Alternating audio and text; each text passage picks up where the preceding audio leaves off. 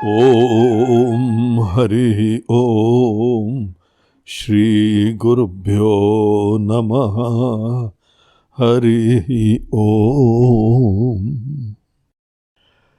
आत्मबोध lesson number 24। आइए पहले श्लोक का पाठ करें। प्रकाशोर्कस्य तो यस्य शैत्यमग्नेर्यथोष्णता स्वभाव सच्चिदानंद नित्य निर्मलतात्मनः। पिछले 3 श्लोकों में ग्रंथकार भगवान शंकराचार्य जी महाराज ने बताया कि जो हम लोगों ने आत्मा के ऊपर उपाधि के धर्मों का आरोपण करा हुआ है, उपाधि के धर्मों के अपने ऊपर आरोपण से हम लोग अपने आप को उपाधि की ही लिमिटेशंस, विकार, गुण धर्म, इन सब चीजों से हम ही युक्त हो जाते हैं, जिससे भी हम इस प्रकार से तादात्म्य कर लेते हैं, अटैच हो जाते हैं, आइडेंटिफाई हो जाते हैं। क्योंकि अपने बारे में नहीं पता है इसीलिए अटैच हो गए। कुछ न कुछ तो हमको अपनी आइडेंटिटी चाहिए ही, तो जो यहाँ पे उपलब्ध हुई वो अपने अंदर धारणा उत्पन्न कर ली। इस अध्यारोप का हमको बहुत ही विचार और युक्तिपूर्वक अपवाद करना होता है। एक एक लेवल के ऊपर हम लोग इस चीज को देखते हैं कि भाई I can not be this body, हम ये इंद्रियां नहीं हो सकते हैं, हम ये मन नहीं हो सकते हैं, ये बुद्धि नहीं हो सकते। तो पिछले 3 श्लोकों में हम लोगों को भिन्न भिन्न उपाधियों के धर्मों का अपवाद करना दिखाया गया। और अपवाद हमने देखा बहुत ही लॉजिकली होता है, बड़े रीजनिंग से होता है। हमको ऐसे ही अपनी आइडेंटिटी हम थोड़ी पकड़ लेंगे, बहुत सोच समझ के अपनी आइडेंटिटी पकड़नी है। अज्ञानवशात हमने अपनी आइडेंटिटी बहुत ही छोटी दी नहीं, विकारी मान ली थी। और यही जीवन का सबसे बड़ा प्रॉब्लम होता है। बाकी दुनिया बहुत अच्छी है, कोई समस्या नहीं है, हाँ? इसमें नहीं कोई काल का दोष है, नहीं जगह का दोष है, हर जगह बड़ी अद्भुत है, बड़ी सुंदर है। बस समस्या ये है कि हमारे अंदर ही कोई बहुत ही मूलभूत प्रॉब्लम है। छोटा मान बैठे हैं, असहाय मान बैठे हैं, असुरक्षित मान बैठे हैं, और जीवन भर इस काल्पनिक क्षुद्रता को, अपने अंदर असुरक्षा को, हाँ, दुनिया भर के अचीवमेंट्स, भोग विलास, व्यवस्था, नाम, शोहरत, इसके द्वारा घूम फिर के आप सोचिए क्या कर रहे हैं। हम केवल अपने अंदर ही पूर्णता की प्राप्ति, खुशी, हम भी कुछ हैं, ये हमारी आइडेंटिटी, अस्मिता हम अच्छी बनाना चाहते हैं। सेल्फ एस्टीम हमारी अच्छी हो, हम अचीवमेंट करें। जो व्यक्ति भी अपने अंदर अचीवमेंट करने की कोशिशें करता है, उसका स्टार्टिंग पॉइंट ये होता है कि हम जैसे हैं वैसे सही नहीं है। हो सकता है हम सही नहीं हो, लेकिन सोचो तो आप, हम लोगों ने कभी विचार करा क्या? आत्मा तो सदैव उपेक्षा का विषय रही है। बस राह चलते कोई ना कोई धारणा आ गई और वो हमारे जीवन की नींव बन गई है। तो ये बहुत महत्वपूर्ण विषय था कि हम लोगों को अपने ऊपर से अनेकों अनात्मा के धर्म का अपवाद करना चाहिए। तो बहुत ही सुंदर तरीके से हम लोगों ने देखा कैसे आचार्य ने एक एक बिंदु दिखाए। और पिछले श्लोक में तो देखिए कितनी बढ़िया तरीके से बताया कि बुद्धि जब रहती है तभी व्यक्ति के अंदर कोई अटैचमेंट्स होते हैं, इच्छाएं होती हैं, सुख दुख होती है, ये एक अवेयरनेस होती है।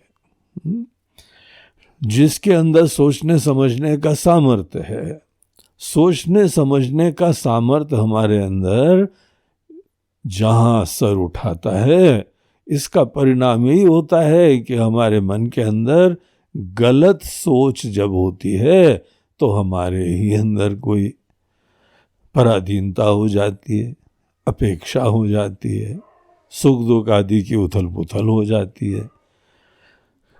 अब हमारे पास बुद्धि है, बुद्धि का तो बहुत बड़ा आशीर्वाद हो सकता है।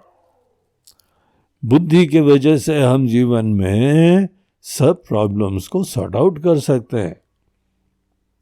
जिन लोगों ने भी अपने बुद्धि का उचित प्रयोग करा है, वो लोग अपने सब प्रॉब्लम से मुक्त हो जाते हैं। उपनिषदों के मंत्र आते हैं कि ज्ञानात एव तु कैवल्यम, आप ठीक ज्ञान से कैवल्य की प्राप्ति कर सकते हैं, टोटल वननेस। और अगर नहीं है, अगर आज हमारे अंदर इस प्रकार की उथल पुथल आदि है, ऑब्वियसली नई बुद्धि का ठीक से प्रयोग हुआ है। चलो नहीं हुआ है अभी तक, कोई बात नहीं, लेकिन अब तो कर सकते हैं। तो ये चीज़ हमको बताई और हम लोगों को अपने अनुभव से बड़ी लॉजिकली दिखाया कि देखिए हमारी सुषुप्ति अवस्था में मन हमारा विश्राम करता है, सो जाता है। जहाँ हमारे मनी राम सोए तो कोई इच्छा नहीं है, कोई राग द्वेष नहीं है, कोई अटैचमेंट्स नहीं है। एक कैसे क्षण भर में मन के शांत होते ही ये सब चीज़ें चली गई। अब इसका मतलब ये नहीं है कि हम अपना मन सदैव शांत करते रहें। यहाँ बेसिकली ये दिखाया जा रहा है कि सब लोगों का मन ऐसा नहीं होता है। अज्ञानी के मन के अंदर ऐसी समस्त विकृतियों की संभावना होती है। ज्ञानी लोगों का भी मन है, यहाँ हमारे अवतार पुरुष हैं, भगवान आते हैं, उनका भी मन है, ऐसा जीवन जीते हैं कि आज तक हम लोग उनकी लीलाओं का गुणगान गाया करते हैं, उनका अनुकरण करा करते हैं। ये सब चीजें हैं, वो भी उनके पास भी बुद्धि है, लेकिन वो बुद्धि बुद्धू नहीं है। हमारी बुद्धि जो है आज थोड़ी नासमझ है, और सबसे बड़ी कीमत हम ही को चुकानी पड़ती है। हमारे मन के अंदर अशांति, विकार, और फिर मारे मारे इधर उधर फिरते हैं कि थोड़ी थोड़ी शांति मिल जाए। और इतना प्रचलित हो गया है, इतना ज़्यादा कॉमन है कि किसी को और लगता ही नहीं है। चलो ऐसी जगह चलें जहाँ थोड़ी सी शांति हो, और दूसरे बोलते हैं हाँ भाई चलो। इतना नॉर्मल सब लोग ले लेते हैं। दरअसल हमको सोचना ये चाहिए कि क्या हमारे अंदर सदैव अशांति नेचुरली होती है? क्या ये स्वाभाविक है कि नैमित्तिक है? हमारे अंदर जो भी अशांति विराजमान है ये नेचुरली नहीं है, ये केवल काल्पनिक है। यही वेदांत का इतना बढ़िया संदेश है कि प्रत्येक मानव मात्र के अंदर जो भी बेचैनी है, कमियां हैं, असुरक्षा है, सब चीजें केवल काल्पनिक ही होती हैं। इसी को तो अध्यारोप कह रहे हैं। तो देखिए वेदांत की डायग्नोसिस कितनी विलक्षण है। बोलते हैं हम लोग ने एक रस्सी को सांप समझ लिया, अब बाकी पूरी प्लानिंग यही चल रही है कि वहाँ बहुत भयंकर सांप है, उस सांप से ऐसे बचना चाहिए, वैसे बचना चाहिए, और सांप को कुछ लोग तो 2 हाथ और आगे आगे हमको ऐसे मारना चाहिए। जबरदस्ती। वहाँ सांप वाप का नामो निशान नहीं। एक मासूम सी वहाँ रस्सी पड़ी हुई थी, और रस्सी को रस्सी न जानने की वजह से हमने पहले कल्पना करा कि सांप है, और उसके उपरांत फोकट की चीजों में हम उलझे हुए हैं। तो ये अज्ञानी बुद्धि की वजह से है। अब अनेकों संप्रदाय ऐसे हैं कि सदैव मन को शांत करते रहते हैं। कई लोगों का मेडिटेशन ही यह है कि मन को शांत करते रहो। अरे भाई, तुम्हारा मन कैसा है कि जैसे पानी उबल रहा हो, तुम्हारा पूरा प्रोसेस ही है कि उबलते पानी को, उबलते दूध को बस छलकने ना दो, उसके ऊपर पानी के छींटे मारे जाओ। और थोड़ी बहुत पानी के छींटे मारे, हमारे वहाँ उबलता हुआ दूध थोड़ा शांत हो गया है, किसी ने अंदर चम्मच डाल दिया, किसी ने कुछ कर दिया, मतलब वाह वाह वाह, अचीवमेंट हो गया। अरे भले मानुस, ये तो सोचो कि ऐसा हमारे वहाँ पात्र में ये दूध छलक क्यों रहा है? क्योंकि नीचे आग जल रही है। ये दूध का छलकना कोई नेचुरल स्टेट नहीं है, ये नैमित्तिक है, स्वाभाविक नहीं है ये। तो जिस निमित्त के वजह से ये प्रॉब्लम्स होते हैं, इंटेलिजेंट व्यक्ति उस निमित्त को हैंडल करता है। तो हमारी बुद्धि में कोई चीजों की नासमझी है, केवल नासमझी नहीं, गलत फहमी है। एक होती है नासमझी, इसको बोलते हैं अज्ञान, और एक होता है गलत फहमी, इसको बोलते हैं मोह। कल्पना, अध्यारोप, तो ये ही जो है हमारे मनीषी लोग बोलते हैं, हर व्यक्ति से बोल रहे हैं कि तुम मूल रूप से बहुत ही सुंदर हो, दिव्य हो भैया, जरा थोड़ा सा विचार करो। कहाँ जीवन भर अपने आप को दीनहीन मान के भिखारी बन के घूम रहे हो, हाँ? ऐसे छोटे बन के घूम रहे हो। तो ये अज्ञानी बुद्धि का ही पूरा जो है खेल चल रहा है। इसीलिए थोड़े शांत हो, ये जानो कि ये कल्पना है।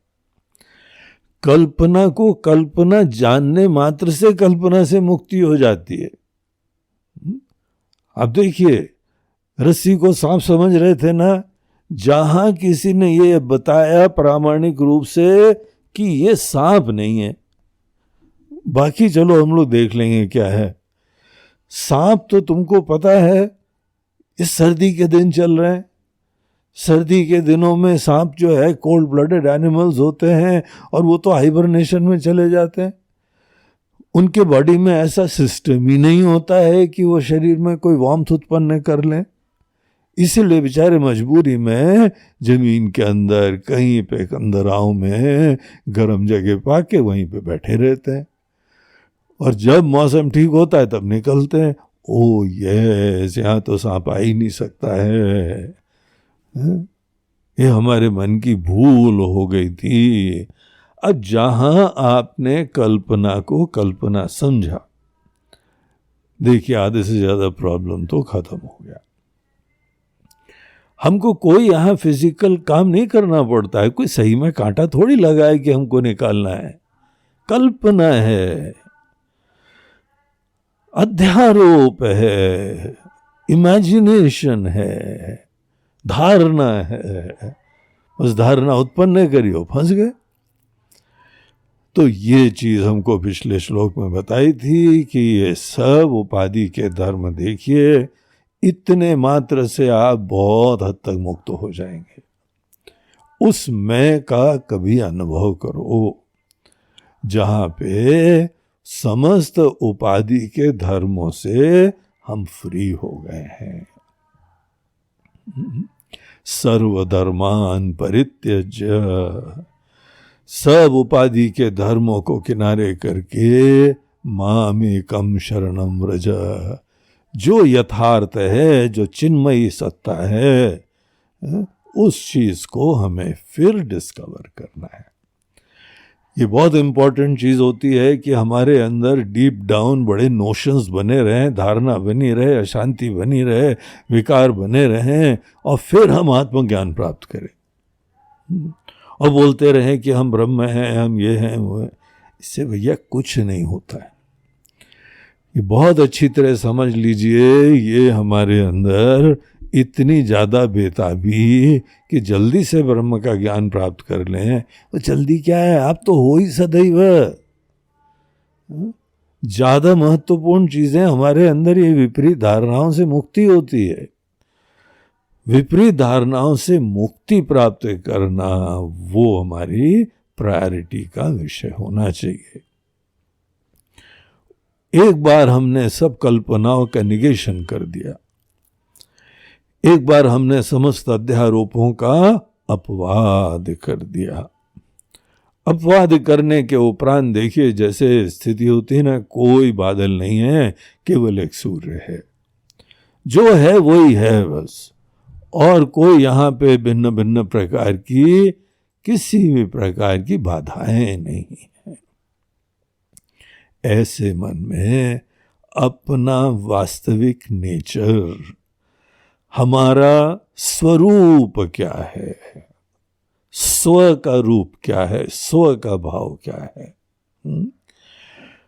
तो इसको ही स्व का हमको ज्ञान प्राप्त करना हो तो सब पहले कचरा किनारे करना ही चाहिए। आंख में धूल पड़ी हुई है, आप कैसे देखेंगे उसी आंख से? सब भिन्न भिन्न कल्पनाएं, धारणाएं जो कि एक बाधक हैं, जो यथार्थ देखने के लिए अवरोध हैं, ऐसी चीजों के रहते रहते हम कभी भी यथार्थ का दर्शन ही नहीं कर सकते। इसीलिए वो मेडिटेशन ज्यादा मत करो कि बैठ के बस हम ब्रह्म हैं, हम ब्रह्म हैं। आपको पता है ये ज्यादा ब्रह्म बोलने की चेष्टाएं हमारे छोटे पने की घुटन को महसूस करते हुए निजात प्राप्त करना है। काल्पनिक छोटापना, अब पहले कल छोटे पने को आप यथार्थ मान लो, फिर बहुत ही बड़े होने के लिए कोशिश करो, है ना, उल्टी गंगा है। तो ये चीज यहाँ पे आत्मबोध ग्रंथ में हमारे बहुत ही महान आचार्य वो हमको बड़े प्यार से एक एक क्रम बता रहे हैं। बोलते हैं इस तरीके से आप चलेंगे तो आपको अपने आत्मा का ठीक से ज्ञान होने की संभावना हो जाएगी। तो चलिए अब हम लोग इस अगले श्लोक में इस भूमिका के बाद बढ़ते हैं।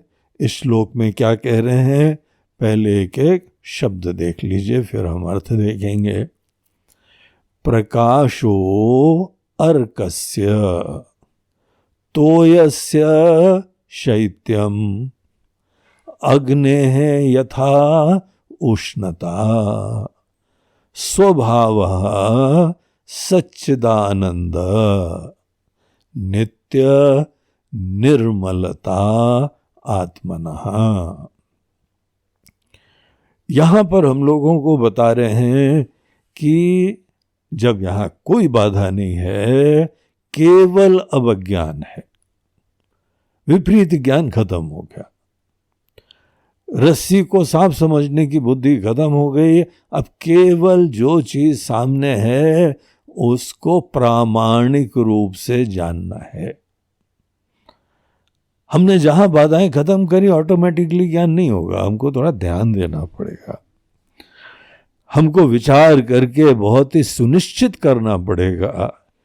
कल्पनाओं की हमने जीवन में बहुत कीमत चुका ली है। आज तक का छोटापना और अंतहीन संसरण, जन्म मरण, ये सब चीजें कल्पना का ही परिणाम था। अब यहां पे आके क्या फिर से आपको नई कल्पना करनी है? कल्पना करने की जरूरत ही क्यों पड़े हमको? कोई चीज है उसको वैलिड रूप से पहचानिए, आपके पास बुद्धि है, बुद्धि का अच्छा प्रयोग करो और बुद्धि के द्वारा अपनी यथार्थ को समझो। तो बोलते हैं कि देखिए हमको कुछ बनना नहीं है, इसीलिए कोई चेष्टा की जरूरत नहीं होती है। कोई कर्म, कोई चेष्टा, कोई प्रयास, इसका प्रयोजन क्या होता है? कुछ अन्य बन जाना। सदैव हम लोग कर्म के आश्रय लेने से कुछ न कुछ बनने की कोशिश करते रहते हैं। बोलते ये चेष्टा ही गलत है। पहले तो इसको आप समझिए कि हर बनने की चेष्टा, कुछ और बनने की चेष्टा, ये आपको आत्मज्ञान कभी नहीं दिलाएगी। हमारे अंदर से सब कर्म कुछ भी बनने की कोशिश है। वो आत्मा का वास्तविकता से डिनाई करेगी हमको। तो आत्मा की वास्तविकता जो भी है वो उस मन से जानी जाती है जहां पे सब चेष्टाएं शांत हो गई। आप बिल्कुल शांत होके उस स्टेट में जगने की कोशिश करो। किस चीज का जगने की? कि इस समय यहां पे ऐसी चीज क्या है जो कि नेचुरल है, एफर्टलेस है। ऐसी चीज को समझना यही यथार्थ के ज्ञान का तरीका होता है। तो आचार्य यहां बोलते हैं कि आपको अपना स्वभाव समझना है, स्वरूप समझना है। ज्यादातर इसके लिए स्वरूप शब्द का प्रयोग करते हैं, लेकिन ये स्वभाव शब्द भी ये भी रेलेवेंट होता है। स्व का वास्तविक भाव, स्व का वास्तविक रूप। जहां बनने की कोशिश आप करेंगे, आपने मान लिया है कि आप जैसे हैं वो से सही नहीं है, तभी तो दूसरा कुछ बनेंगे। जब हम बहुत ही जो है वह सुरक्षित बनना चाहते हैं, धन दौलत आदि उत्पन्न करके, तो मान लिया ना कि हम अपने आप में असुरक्षित हैं। सदैव कर्म की चेष्टा अपने अंदर विपरीत ज्ञान, छोटापना, उसकी मान्यता को दृढ़ करने के बाद ही चेष्टाएं होती। इसीलिए सावधान। इस चीज के लिए अपने मन में पुनः वो आदत वशात, बड़ी डीप रूटेड आदत हो गई है, क्योंकि जीवन भर यही करा है हमने। जहां कुछ हुआ है तो चलो ये करते हैं, इसको बदल देते हैं। बीमारी हो गई तो इसको बदल देते हैं, गरीबी हो गई इसको बदल देते हैं। अब वहां पे बदलने वाली चीजें हैं, कुछ न कुछ आप बदल भी लेते हैं, लेकिन मैं की वास्तविकता, मैं का छोटापन उस कोई श्रेणी में थोड़ी आता है। तो बिल्कुल शांत होके अपने अंदर से उपाधि के धर्मों का निषेध कर दिया, उसके उपरांत केवल शांत होके बैठिए। और उस शांति में एक जिज्ञासा है। जिज्ञासा ये है कि यहां पे ऐसी क्या चीज है हमारी इस स्टेट में जो कि नेचुरली है, उसको पहचानना ही ये आत्मा का ज्ञान है। तो हमारा स्वरूप कैसा होता है, देखिए उसके लिए यहां पे 3 दृष्टांत प्रयोग करते हैं। ये बताते हैं कि देखिए स्वरूप से मतलब क्या होता है। जैसे प्रकाशो अर्कस्य, अर्क बोलते हैं सूर्य को, और सूर्य देवता सामने निकलते हैं, इनका बहुत ही नेचुरली यथार्थ फैक्ट, इसका नेचर क्या होता है, कुछ बनना बनाना नहीं है क्या शुरुआत में, इन द फर्स्ट प्लेस। तो जैसे सूर्य का नेचर प्रकाश है, wherever there is sun there is light, तो लाइट ही सूर्य देवता से एमिट कर रही है, एमिनेट कर रही है? तो इसलिए हम लोग बहुत ही एफर्टलेसली, जिसका जो नेचर है उसको बनने में वो कोशिश नहीं करनी पड़ती है। सूर्य को बाकी जीवन में कुछ भी करने की कोशिश करनी पड़े, कभी भी प्रकाश होने की कोशिश नहीं करनी पड़ती, क्योंकि वो प्रकाश ही है। Example number 1। Example number 2, तोयस्य शैत्यम। तो ये बोलते हैं जल को। तो जल का नेचुरल जो है वो धर्म शीतलता होती है। जब पानी गर्म होता है तो नैमित्तिक रूप से होता है। हम गैस में जो है आग जलाते हैं, लकड़ी में आग जलाते हैं, तब जाके पानी को गर्म करते हैं। और हीट के सोर्स को आप हटा दीजिए तो फिर से नेचुरली वो अपनी शीतलता की दिशा में चलता है। शीतलता में आने के बाद उसको कोई चेष्टा नहीं करनी पड़ती। जहां पे आपको होने के लिए कोई चेष्टा नहीं करनी पड़ती है, जो होने के लिए कोई प्रयास नहीं करना पड़ता है, उसको उसका स्वभाव कहते हैं। तो पानी का स्वभाव शीतलता है। तीसरा एग्जाम्पल, अग्ने है यथा उष्णता। अग्नि का धर्म क्या है? अग्नि की पहचान क्या है? अग्नि की पहचान हम लोग ये भी नहीं कह सकते कि ये पीली है, लाल है और ब्लू फ्लेम है, ग्रीन फ्लेम है। वो तो हम जानते हैं कि कंबस्टिबल मटेरियल क्या होता है, उसके वजह से ही फ्लेम के कलर्स बदलते रहते हैं। हम लोग लैब में जो है एक्सपेरिमेंट करा करते थे कि ये देखो ये फलाना मटेरियल है, ये ऐसा एलिमेंट है, तो यहाँ ग्रीन फ्लेम निकलेगी, यहाँ ब्लू फ्लेम निकलेगी। अब गैस में हम लोग जो है ब्लू फ्लेम निकलती है, लकड़ी जलाओ तो वहाँ पीलापना हो जाता है, कभी जो है लालिमा आ जाती है। तो वो रंग अग्नि का वास्तविक धर्म नहीं है, वो चेंजिंग है। वो उपाधि की वजह से हमको नीला पीला और पीला लाल दिखाई पड़ता है। अग्नि का क्या नेचर है? अग्नि का नेचर हीट है। भले किसी रूप में आए, कोई भी उपाधि आप ले आओ, कैसा कंबस्टिबल मटेरियल ले आओ, अग्नि वहां गर्म होगी, ये उसके देर अव्यभिचारी सच्चाई रहेगी। ये नॉन निगेटिबल फैक्ट होगा। बस अग्नि के लिए नॉन निगेटिबल जो फैक्ट है, ये उसकी वास्तविकता है।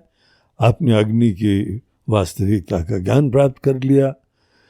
पानी के बारे में ये समझ गए तो पानी का नेचर समझ गए। सूर्य के बारे में समझ गए कि जहाँ प्रकाश है वहाँ सूर्य है, तो ये उसका नेचर समझ गए।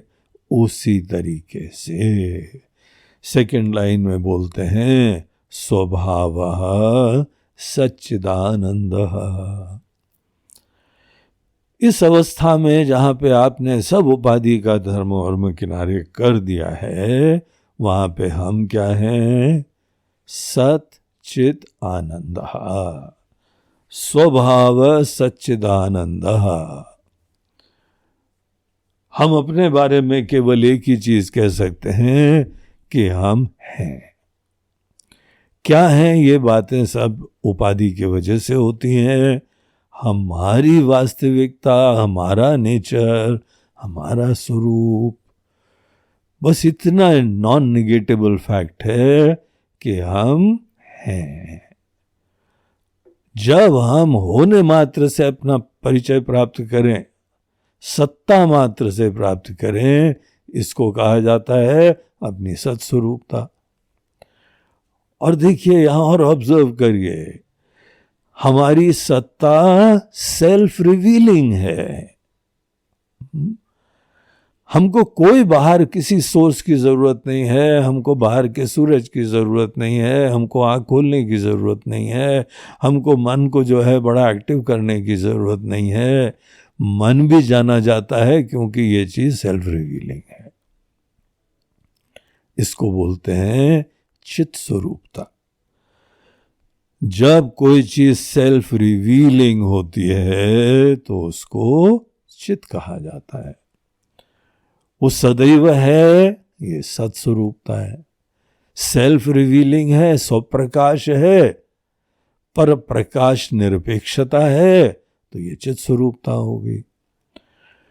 और जब यही सत और चित स्वरूप तत्व आप इसका यथार्थ देखते हैं, इसको अखंड अनंत देखते हैं, इसको अद्वितीय देखते हैं, इसको महत्व देते हैं, तो यही आनंद भी हमको देने लगता है। आनंद स्वरूपता की अनुभूति बाद में होती है। पहले सच्चित स्वरूपता को पहचानना होता है। हम सत हैं, आई एम एवर एग्जिस्टिंग। अब बचपन से अभी तक देखिए आप कितने बदलते आए, लेकिन एक चीज वहां कॉमन है, हर समय हम हैं, हम होता है और वो भी सेल्फ रिवीलिंग होता है। इससे हमारी आइडेंटिटी आनी चाहिए, न कि हम ये डॉक्टर बन गए, इंजीनियर बन गए, अफसर बन गए और अमीर बन गए और रिश्ते वाले बन गए, पिता बन गए, माता बन गए। ये वास्तविक परिचय थोड़ी है, ये तो नैमित्तिक चीजें हैं जो कि खत्म हो जाएंगे। निमित्त के हटते वो चीज खत्म, फिर शून्य। इसीलिए ऐसी सब चीजों को किनारे करके अपनी चिन्मयी सत्ता से ही अपना परिचय प्राप्त करिए। ये नेचुरली है, एफर्टलेसली है। प्रकाशोर कस्य, जैसे सूर्य में, सूर्य के होने में जैसे प्रकाश है, जल के होने में जैसे शीतलता है, अग्नि के में जैसे उष्णता है, वैसे मैं के होने में चिन्मयी सत्ता है। और चिन्मयी सत्ता को हम महत्वपूर्ण समझ लेंगे, यही सही में सार है, और अन्य चीज का महत्व खत्म हो जाएगा। तब यही चिन्मयी सत्ता आनंद की तरीके से दिखाई पड़ती है। और आगे अंतिम शब्द यहां बोलते हैं, नित्य निर्मलता आत्मना। ये आत्मा की नित्य, ये एक नॉन निगेटिबल, सदैव विद्यमान रहने वाली सच्चाई है। और कितनी निर्मल है, देखिए, केवल एग्जिस्टेंस, प्योर एग्जिस्टेंस, बिल्कुल निर्मल, इसमें कोई मलिनता नहीं। मलिनता अज्ञान और अज्ञान के कार्यों को बोलते हैं। आपने पहचान लिया तो ज्ञान गया, और अभी तक जो कल्पना करी गई थी उससे भी आत्मा का कोई फर्क नहीं पड़ता है। जैसे पिक्चर का स्क्रीन जो है ना, हमारे प्रोजेक्शन से मलिन नहीं होता है, वैसे हमारे अनेक अनेक कल्पनाओं से आत्मा में कभी मलिनता छुई तक नहीं है। नित्य निर्मलता आत्मना। देखिए, इस तरीके से यहाँ पे सब उपाधियों का निगेशन करने के बाद इस 24वें श्लोक में हमको आत्मबोध करा दिया गया। ये बस पहचानने की बात है, बता तो दिया है, लेकिन फाइनली आप डिस्कवर कर लें, आप निश्चय कर लें, आपका आत्मबोध तो आपके निश्चय के ऊपर निर्भर करेगा। लेकिन अद्भुत सा श्लोक है, बहुत महत्वपूर्ण श्लोक है, और इसके साथ ही हमारा आत्मबोध का लेसन नंबर 24 वो समाप्त होता है। नमः पार्वती पते, हर हर महादेव, नर्मदे हर, बोलो गंगा मैया की जय। हरि ओम।